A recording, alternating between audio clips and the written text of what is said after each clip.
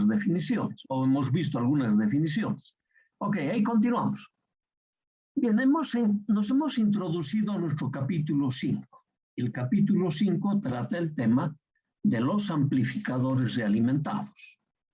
Entonces, en función de ese título, hemos dicho que no es posible obtener los amplificadores lineales como se requiere. Es decir, vamos a tener los amplificadores, pero nunca con las características que se requieren.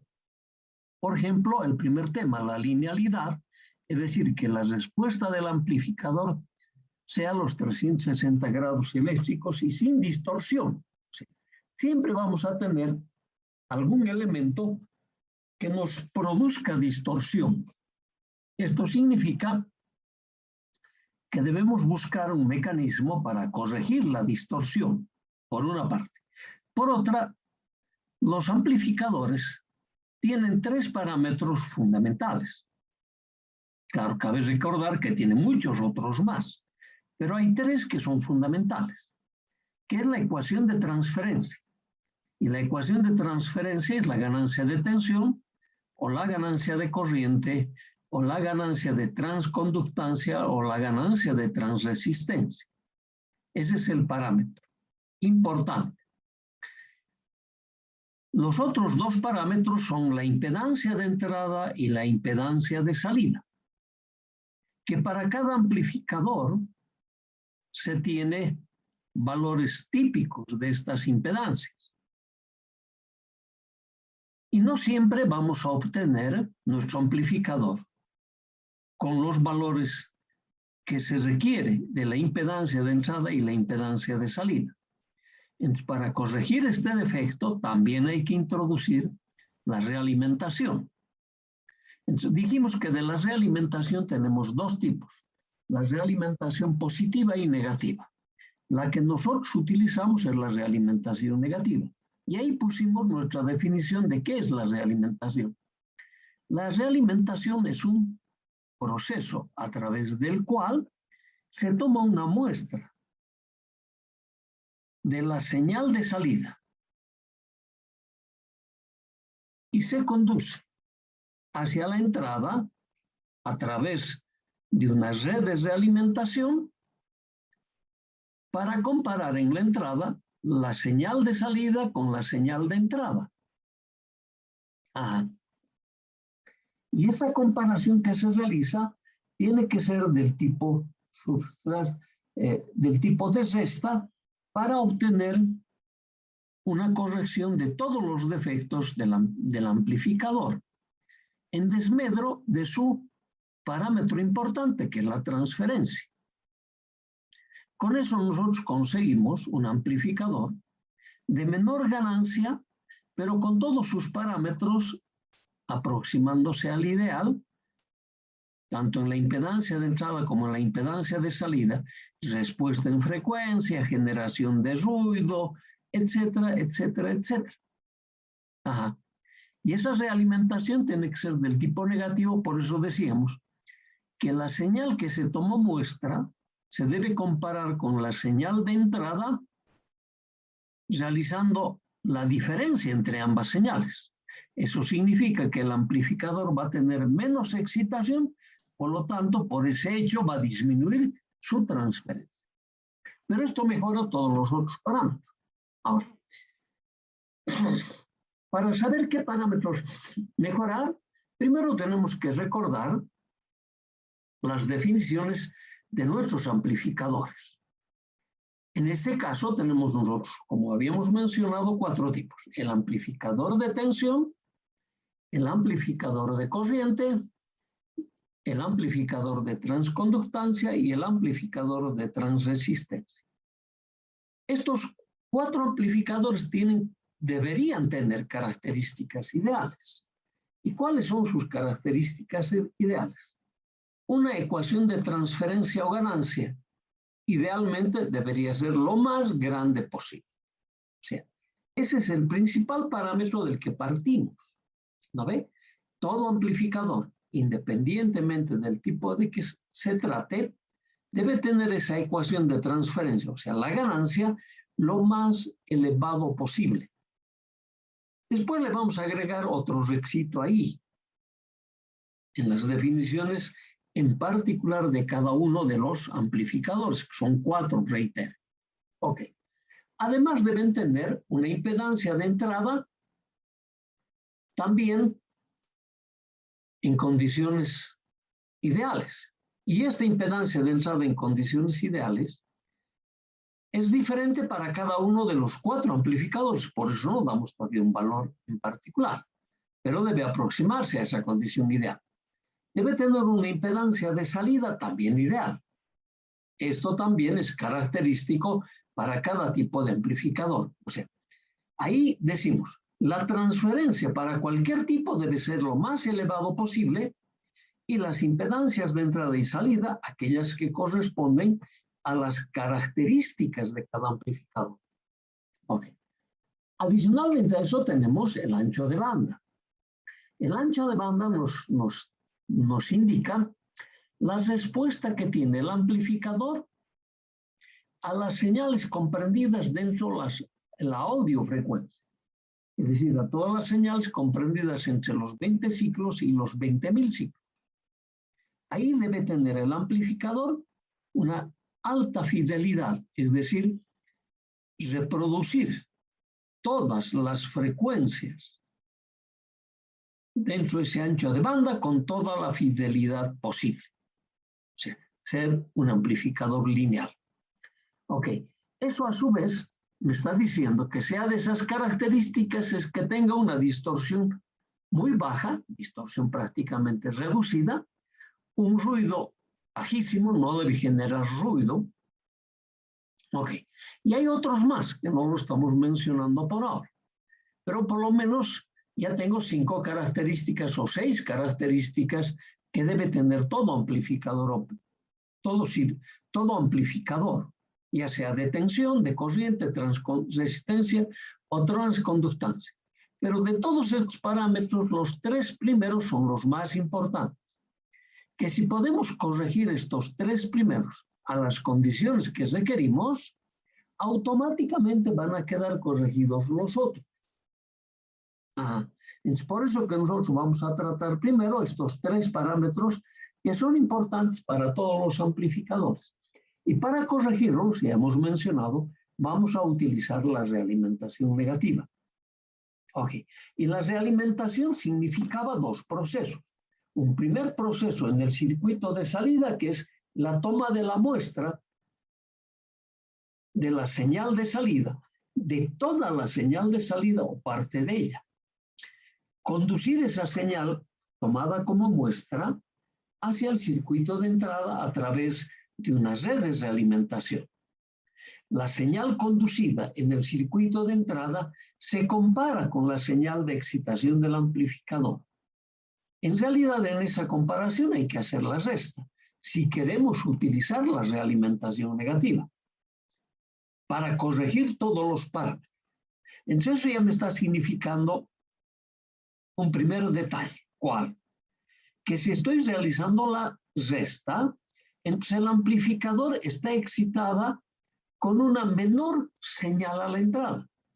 Por lo tanto, va a tener que reducir su transferencia a la salida.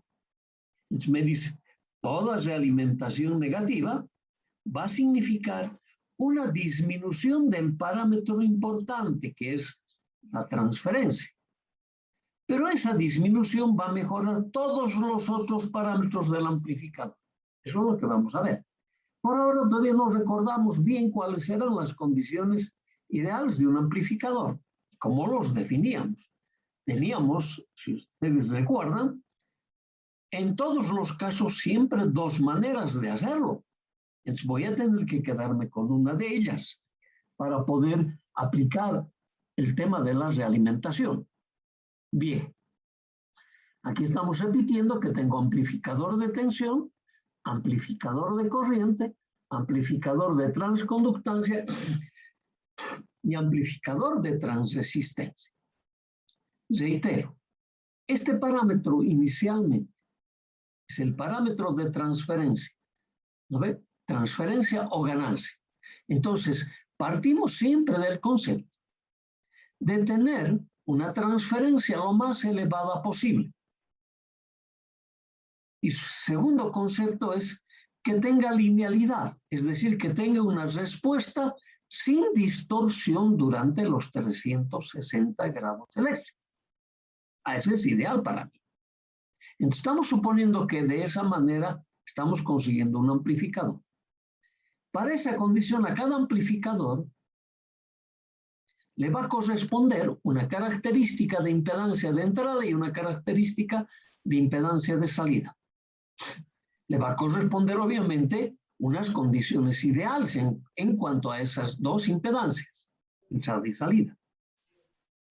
Entonces, esto es lo primero que vamos a repasar, cuáles eran esas condiciones ideales. Como sabemos que nunca vamos a poder conseguir esas condiciones ideales, si no vamos a estar con un amplificador real en la que la transferencia no sea lineal. Por lo tanto, debo corregir. En que la impedancia de entrada no es el requerido, por lo tanto, debo corregir. O la impedancia de salida no es el requerido, por lo tanto, debo corregir. Para corregir inicialmente esos tres parámetros, nosotros utilizamos la realimentación negativa, con esos dos procesos que hemos mencionado. Toma de muestra en el circuito de salida y comparación en el circuito de entrada. Entonces, por un instante, vamos a hacer un paréntesis en ese concepto de la realimentación y primero vamos a ponernos a recordar las condiciones de los amplificadores, que ya lo hemos establecido en los capítulos 2, 3. Todo ya se ha establecido allí, pero hay que recordarlo. ¿No es? Entonces, esto es lo que vamos a hacer en principio. Y para eso vamos a empezar con nuestro amplificador de tensión. Y aquí vamos a mostrarte exactamente cómo nosotros definíamos a nuestro amplificador y con qué parámetro de esas definiciones nos vamos a quedar. Ok. Para eso nosotros además hemos echado mano de la teoría de los cuadripolos. No nos olvidaremos de aquello. Y en la teoría de los cuadripolos, para cada amplificador, tanto para su circuito de entrada como para su circuito de salida, hay pues un modelo que tenemos que tomar. ¿Y de qué se trata el modelo?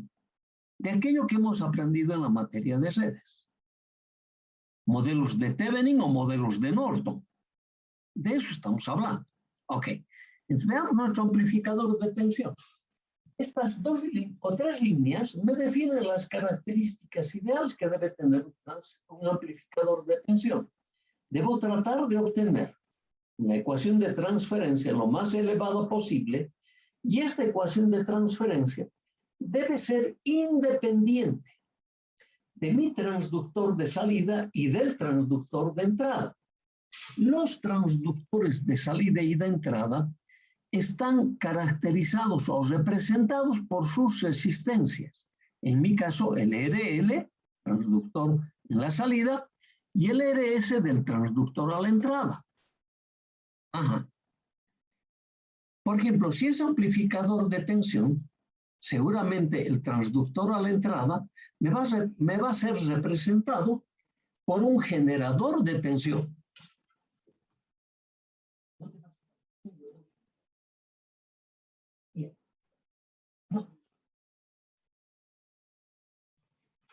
Seguramente va a ser representado por un generador de tensión. Entonces, el generador de tensión, de acuerdo a lo que hemos aprendido en la materia de redes, tiene una resistencia interna de valor cero, idealmente, o valor lo más reducido posible. Ok. Entonces, partiendo de ese concepto, en ese circuito, estaríamos esperando ese modelo para la resistencia interna del transductor. Eso debemos trasladar también a nuestro circuito de salida. Ok. Entonces, eso es importante. Querer obtener la máxima transferencia posible e independiente de los transductores de salida y de entrada. ¿Cómo se representa el modelo? Ok. Para ese modelo, para tener estas condiciones ideales, te está diciendo, La impedancia de entrada del amplificador debe ser lo más elevado posible. Idealmente tiene que ser infinito. La impedancia de salida debe ser lo más baja posible, idealmente cero. Entonces, está pasando. Ganancia de transferencia, ganancia de tensión en mi caso, lo más elevado posible. Impedancia de entrada, lo más elevado posible. Impedancia de salida, lo más bajo posible. Esas son las condiciones ideales. Para que mi amplificador sea independiente de los transductores de entrada y salida. Ok. Entonces, en estas condiciones, ¿cómo representamos un amplificador? El amplificador se representa por un circuito equivalente de Thevenin a la entrada y Thevenin a la salida. Entonces lo dibujamos de esta manera. Aquí ya te está diciendo, cada vez que veas un amplificador, que trate un amplificador de tensión, tienes que analizar con este modelo, en el circuito de entrada y en el circuito de salida, Thevenin. Y aquí está el circuito de entrada, es un Thevenin, es una malla. ¿No ve? Salida, es un Thevenin, es una malla. Ajá. Entonces, solo recordaremos, no lo estábamos haciendo de esa manera. Pero con eso no estoy queriendo decir que lo que estábamos haciendo está mal. Si no, nosotros transformábamos los modelos y vamos a seguir transformando. Lo que pasa es que aquí te estoy introduciendo a la definición del amplificador de tensión cuando tienes que utilizar la realimentación. Entonces me dice, cuando tengo que utilizar la realimentación, para no equivocarme en los conceptos, debo utilizar el equivalente de Thevenin al circuito de entrada y Thevenin al circuito de salida. Ahí nunca voy a tener problema alguno. Ese modelo sabemos manejar desde la materia de series. Luego nosotros vamos a modificar. Con la modificación tampoco vamos a tener problema. Ok, eso estamos mirando. Entonces, este es el modelo ideal de un amplificador de tensión. ¿No ve? Y aquí está la impedancia interna del transductor de entrada y aquí está la impedancia interna del transductor de salida. Ok. Entonces, en este caso, nosotros estábamos acostumbrados a definir nuestras relaciones de transferencia desde el transductor de salida hasta la entrada del cuadripolo. Así era. Este es el cuadripolo donde está incluido el amplificador.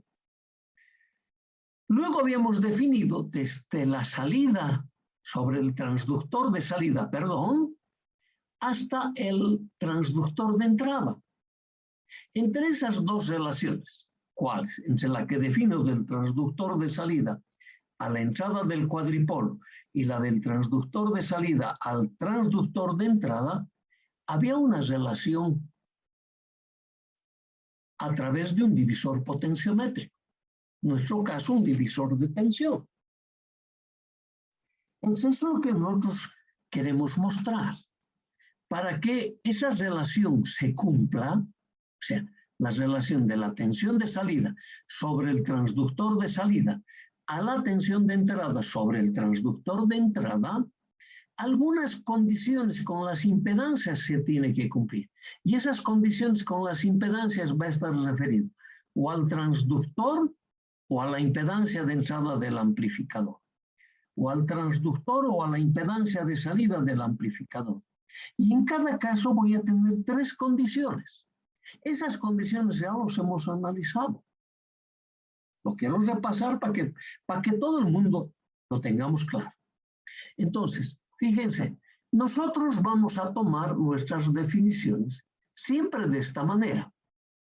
Como el cociente de la tensión de salida, o sea, sobre el transductor de salida, a la tensión sobre el transductor de entrada, B0 a BDS. Es esa tensión. Reitero, estábamos acostumbrados a hacer B0 a B sub I. Ajá. Entonces, esta va a ser mi fórmula.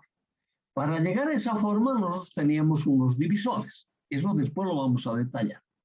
Entonces, para tener esta condición lo más elevado posible, se debe cumplir cualquiera de estas tres condiciones para el tema de la impedancia de entrada. Me dice, el amplificador ideal debería tener una impedancia de entrada de valor infinito. Si no lo tiene de valor infinito, la RS debe ser de valor ideal. ¿Cuál valor ideal? 0. Si no tiene ninguna de las dos cosas, ni tu amplificador tiene su impedancia de entrada infinita, ni tu transductor de entrada tiene una impedancia interna 0, por lo menos se debe cumplir esta condición, que la impedancia de entrada del amplificador sea lo más grande posible frente a la impedancia interna del transductor de entrada. Alguna de estas 3 condiciones. Ahora, en la práctica, en la realidad, nunca vamos a tener los 2 primeros casos. Entonces yo tengo que procurar tener este caso. Y enseguida te lo voy a detallar. ¿Por qué? Porque yo tengo que llegar a esta definición. Y esta definición me dice, es independiente del transductor de salida y del transductor de entrada. Ok. Y para que sea independiente debe cumplir cualquiera de estas condiciones. Las 2 primeras, su nombre dice es ideal. Generalmente no se tiene. Entonces tengo que tener la tercera. Para la impedancia de salida es algo parecido. Aquí me dice, la impedancia de salida debe ser 0 del amplificador o la resistencia de carga debe ser infinito. Esas son condiciones ideales, ¿no? Igual, transductor versus amplificador ideal, transductor versus amplificador ideal. Como el ideal no es posible, entonces por lo menos se debe cumplir que la resistencia, el transductor de salida, su impedancia interna, sea lo más grande posible frente a la impedancia de salida del amplificador. Entonces la tendencia es a diseñar circuitos que tengan esta característica. Y si no los consigo, entonces echamos mano a lo que estamos queriendo aprender, la realimentación. Le vamos a aplicar la realimentación negativa de tal manera de conseguir estas relaciones para la impedancia de entrada y salida y tener una transferencia independiente del transductor de entrada y del transductor de salida. No olvidar ese concepto, que te lo está diciendo aquí. ¿No ve? Entonces, en el momento que te hablan de amplificador de tensión en tu mente, tiene que saltar sobre la marcha este archivo. Sobre la marcha. Claro, cuando yo digo eso, todo el mundo dice, no tengo que saber de memoria. No, nada de memoria, esto es conceptual. Ok. ¿Y el concepto de dónde proviene? De tus 2 teoremas fundamentales que has aprendido en la materia de redes. Del teorema de Thevenin y el teorema de Norton. Entonces, o algún momento yo te hice esas definiciones aquí. No, yo estoy aprovechando en lo que tú ya eres mi colega. A eso estoy introduciendo yo el amplificador. Ok. Entonces, para tener esa respuesta, fíjate, aquí nos hemos calculado o nos hemos copiado otra vez mi circuito equivalente de cómo tiene que ser representado un amplificador de tensión. Repetimos, Thevenin a la entrada, Thevenin a la salida. Así está representado. Entonces, ahora, fíjate vos, aquí representamos este generador equivalente, el A sub B a B sub I, es a la entrada del cuadripolo.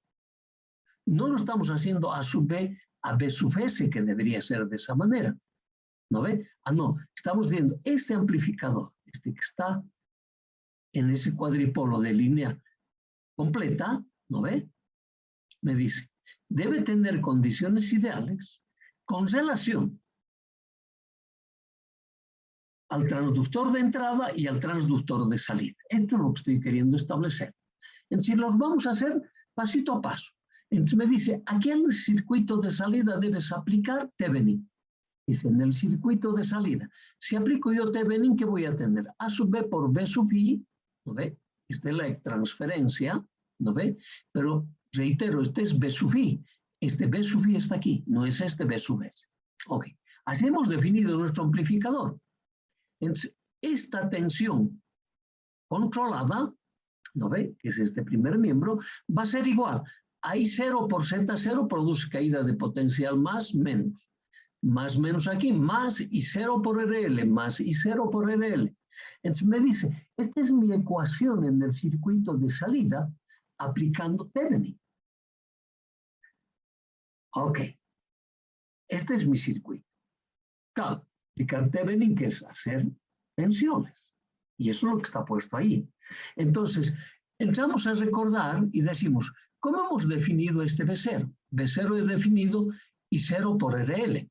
Y si te fijas, esta corriente está circulante así, entonces me está produciendo el mismo signo en esa diferencia de potencial. Entonces B0 me dice que es igual a I0 por RL. Acá tengo que ponerte una, no corrección, sino hacerte recuerdo. Nosotros cuando usábamos el cuadripolo, ¿qué decíamos? Todas las corrientes eran entrantes. Acá te estoy poniendo la corriente saliente. Porque hasta aquí se supone que hemos hecho harto de análisis de los signos. ¿No ve? Ok, que no vamos a tener conveniente alguno en cambiar ese sentido. Claro que sí. Ya has hecho la práctica. Entonces me dice, ¿cómo esta va a ser mi tensión de salida? Entonces, esta mi tensión de salida, ¿de quién va a depender? De esta corriente. ¿Y esta corriente de quién depende? Depende de este generador controlado de tensión. Entonces, ¿qué me está queriendo decir? De esta ecuación despejar las corrientes y reemplazarlo en esta ecuación y tú vas a tener la tensión de salida en función del generador controlado que sucede sobre el transductor de salida. Ah, ya. Entonces ahí estoy haciendo eso. De esta ecuación estoy despejando el I0. ¿No ve? Aquí saca un factor común. He despejado el I0. He pasado el paréntesis que está formado por Z0 y RL al primer miembro. Y lo he escrito en este orden. I0 es igual a sub B por B sub I, Z0 más RL. ¿Qué voy a hacer ahora? Este I0 solo voy a reemplazar acá. Entonces, y me dice, acabo de reemplazar. Entonces, cuando reemplazo esa ecuación, yo puedo tener este cociente, ¿no ve? Que lo he puesto acá, multiplicado por mi generador controlado de tensión en mi caso. Entonces el B0 es esta relación, es B0 a B de I. Entonces esta es la transferencia del transductor de salida hasta el cuadripolo, hasta la entrada del cuadripolo. Esta transferencia. Y esta transferencia inicialmente yo quisiera que sea ideal. Para que esa transferencia sea ideal. Entonces, lo primero que yo digo, podría ser pues RL muy grande, ¿no ve? De valor infinito o circuito abierto. Eso es lo que hemos anotado en la filmina anterior. El RL debería ser infinito. Esta es la condición ideal. Ahora, esta condición ideal, ¿cómo se va a reflejar en mi ecuación de transferencia? Si este RL es infinito, ¿no ve? No circula corriente. Claro. Por lo tanto, no produce caída de potencial en Z0. Por lo tanto, esta ecuación A sub B por B sub I va a ser igual a B0. O sea, B0 es igual a A sub B por B sub I. Esta es la condición ideal que quiero conseguir en el circuito de salida. Entonces, te está diciendo para eso, RL infinito o Z0 sea igual a 0. Claro, si no fuese infinito esto, entonces Z0 que sea 0. De tal manera, si no es infinito y va a producir una corriente I0, va a requerir una corriente I0, no va a tener en qué realizar una diferencia de potencial en el generador controlado en el circuito de salida. Ajá. Entonces, esa es la condición. Si se cumple esa condición, me dice, es la otra manera de conseguir la misma transferencia.